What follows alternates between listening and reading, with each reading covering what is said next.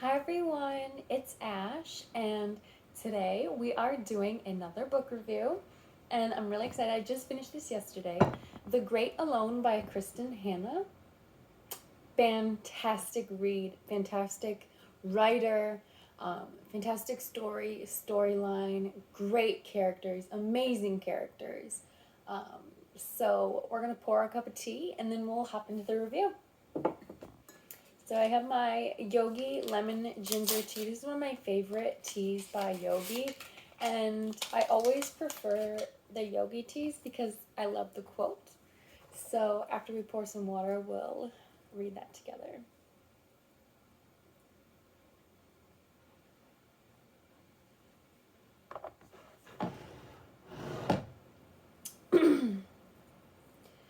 So our quote is, "What belongs to you shall come to you." I like that. So I will put all the questions up, and then I will be reading them from the reading group Gold. And I do have some notes here written down, so if you see me glancing down, I'm just checking my notes. But let's get into it. So the first question is, before reading the book, what was your perception of Alaska? What surprised you? So honestly, I knew it was going to be really cold. I thought it was always snowy. I wasn't aware that there was like fresh food and grass. I pretty much thought you were just stuck eating bear and like whatever other animals they have, maybe elk, moose, things like that. I didn't know they had like a summer season where they could see grass and grow vegetables. So that was really eye opening to me. Um, I knew it was like pretty remote and desolate, especially back in the 70s when this story is set. And I knew that it was like either always dark or always light. I wasn't quite sure which one that was or which season that is. Still a little bit unsure about that. But yeah, I definitely thought, you know, a lot of the things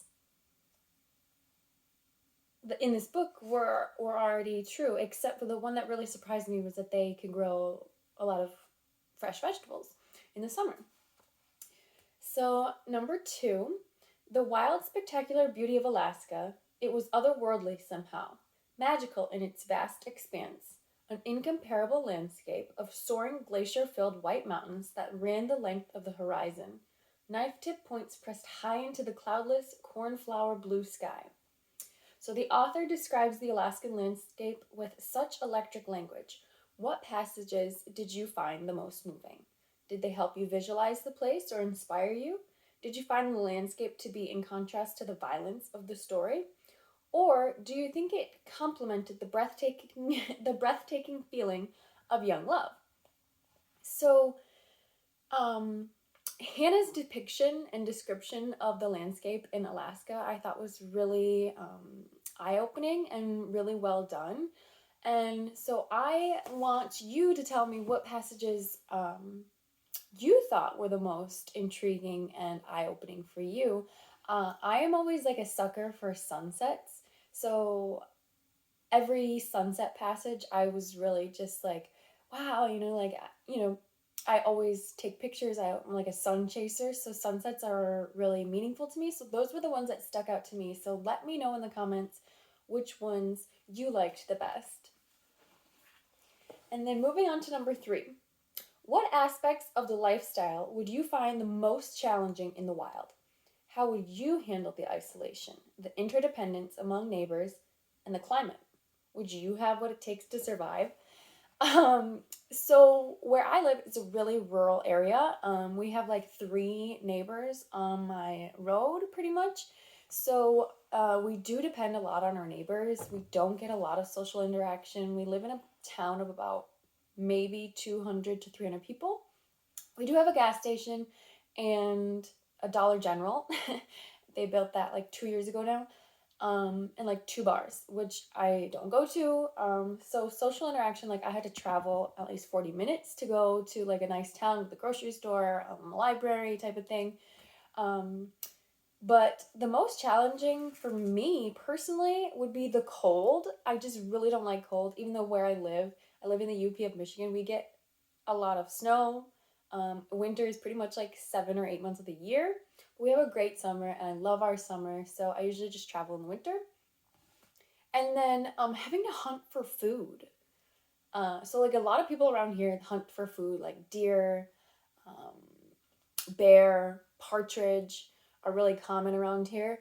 But I don't hunt and I don't really eat meat, especially at home. I don't cook meat at home. I hate dealing with raw meat. I'm not a vegetarian because if I do go out to eat, I will get like a chicken or a fish. Like I like fish, but I personally don't hunt or fish. It's just not my thing. So it's definitely the cold, number one, and then two, having to hunt for my own food.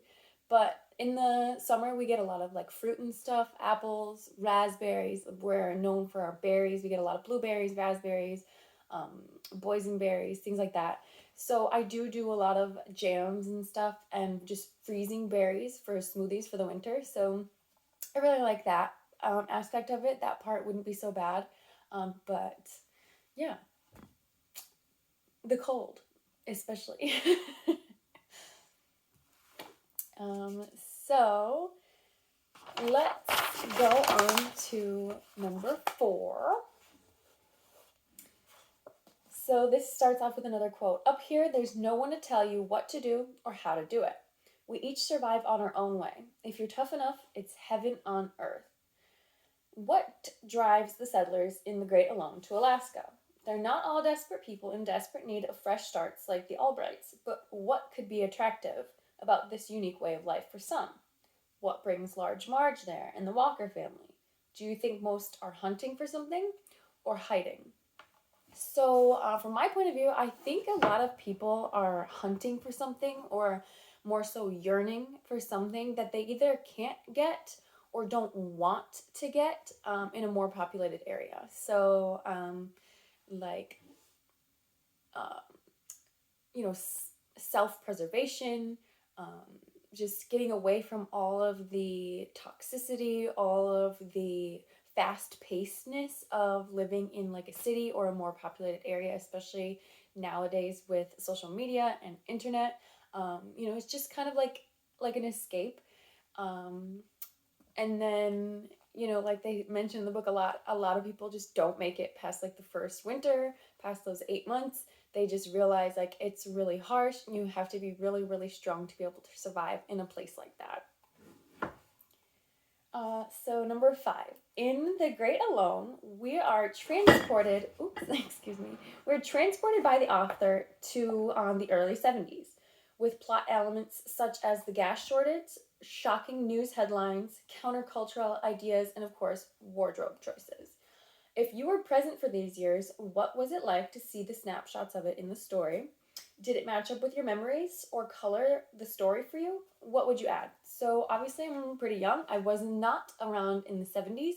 But the thing that was most surprising to me was the DNA testing part. And I did make like a mental note of it when I was reading about Lenny and Cora cleaning up the crime scene and talking with Large Marge.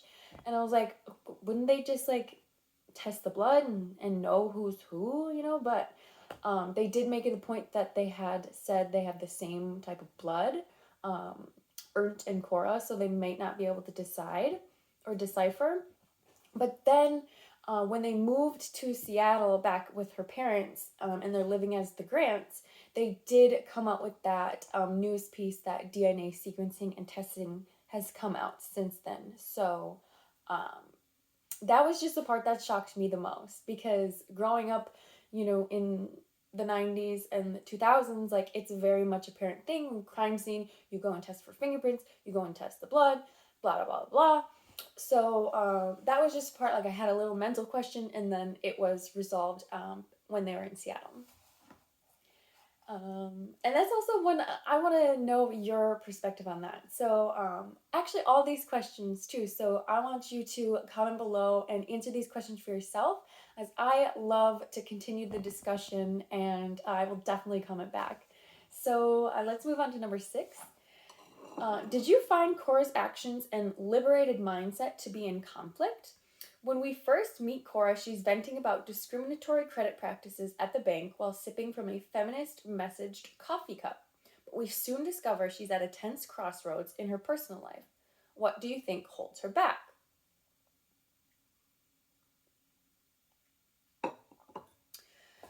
So my answer is yes and no. I thought she was liberated and in conflict. So we all wonder if we make the wrong decisions. We never know if we're making the right decision. And obviously, we don't find out until quite after that Ernst is abusive um, physically to Cora.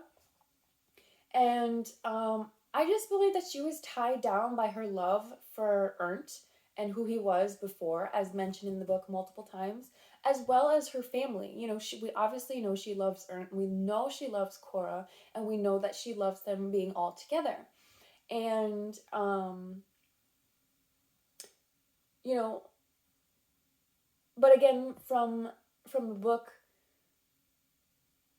you know, we don't realize that until Lenny is abused by Ernst, and when she tells him that she's pregnant, that Cora realizes, okay, like, it's going to be my daughter over my husband, because if he is capable of doing that to her, that's not okay with me. Even though, you know, she has a lot of love for Lenny, I don't believe that she has a lot of love for herself. And we know that from the text, you know, she talks about her not being a great mother, her not being a great wife. She always is like talking herself down, and she's the reason why Ernst is being abusive, why he gets upset. She's always constantly blaming herself, which is, I think, a really important part of the victim mindset. Because, like the author states in her note, she really, really wanted to portray how victims feel and why they stay in these relationships for so long. So I think that is a really, really important part of the book.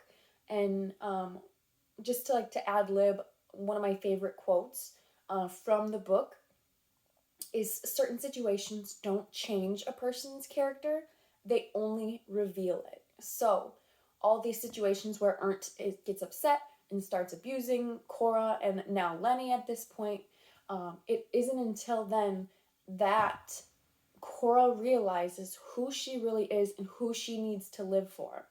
So I think that is a really great turning point in the book.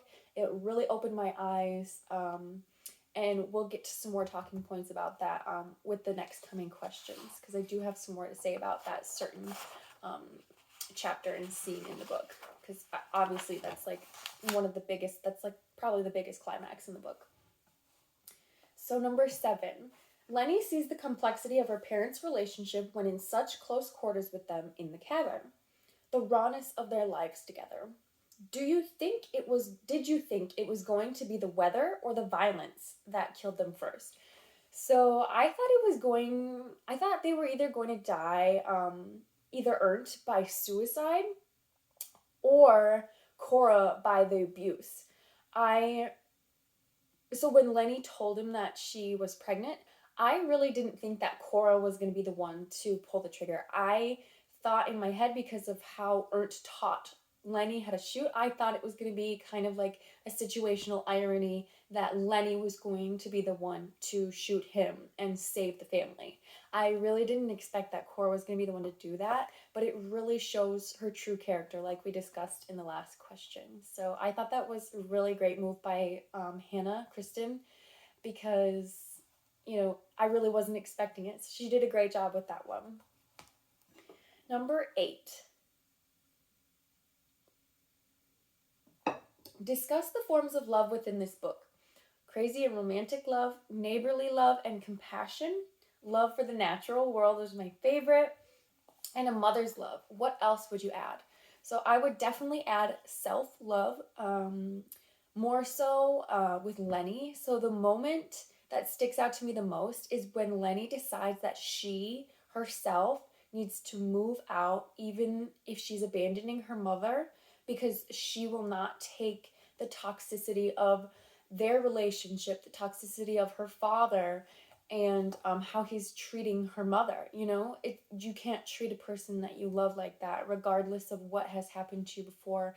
And like KRISTIN mentions in her author's note, back then there really wasn't, you know, help for people, for prisoners of war, people that were coming back from war, Vietnam especially.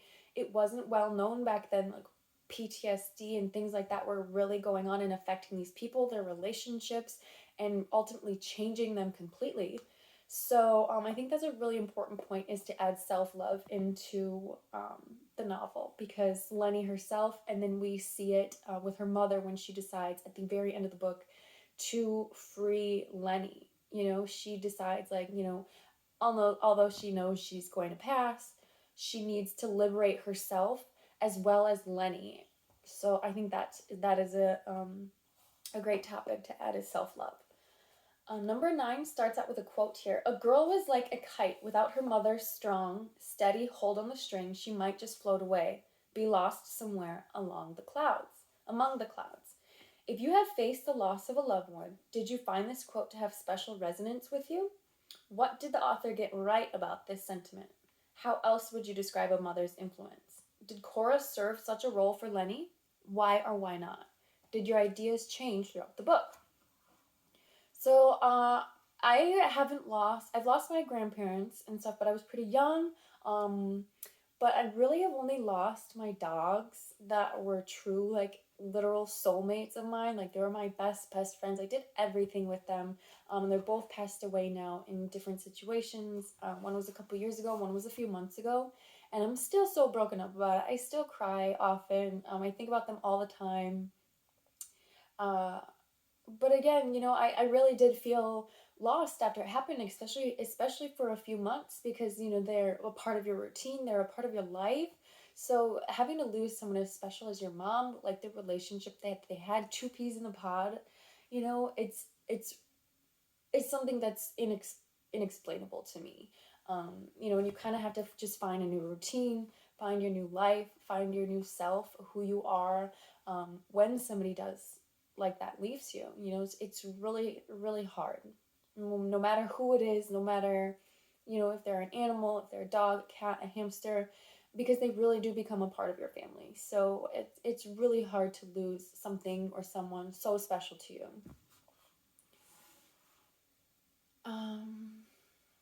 And then, did your ideas change throughout the book? Yes. Earlier on in the book, I really didn't like Cora that much, because I was like, I didn't understand the victim mindset and the domestic abuse. I didn't really understand why she was staying with this man if he was hurting her so badly like that, and for years.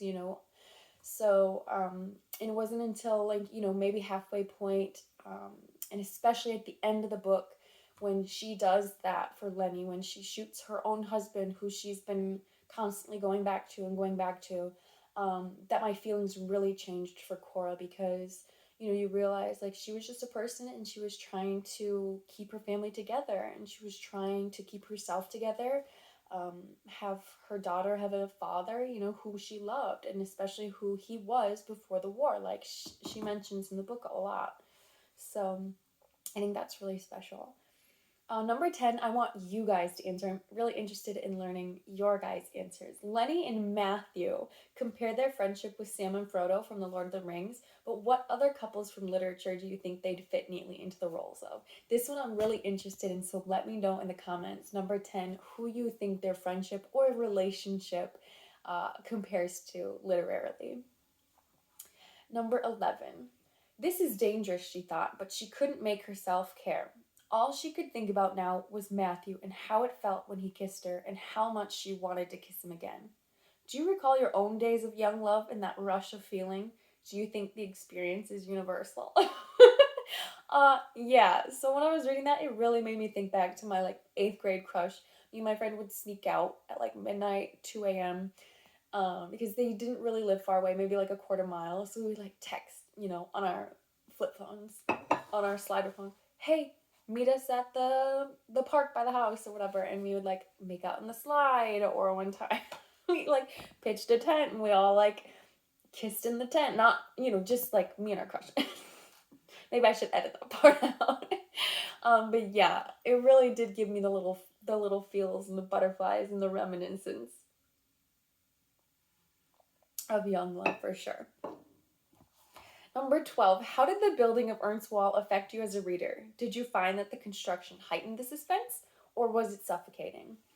So, I really thought it raised the suspense because I really wasn't sure what was going to happen after that with the wall being built. And I wasn't sure exactly why he was building it, but the immediate thought that came to my mind was how it's just solidified the fact that how insane he was and how he wanted to trap the girls in his own little world of control. He didn't want them to be with the walkers. He didn't want them doing other things. He wanted to protect them. He wanted to provide everything for them. He wanted to show them how to live and how to protect themselves. And I don't believe building a wall is the best way, because although they had each other, I think connection and friendships is super, super important for health and well-being. So it just kind of like confused me, and it kept making me want to read on like what is going to happen with this giant wall being built. So that was a good interesting part of the story that really made me question like what is really going on. And it really did solidify the fact that he's not of right mind whatsoever, even when he's like sober. Number 13, we're almost done here. We have 3 more questions left. Did you see Cora's explosive act of protection coming? What did it feel like to read that scene?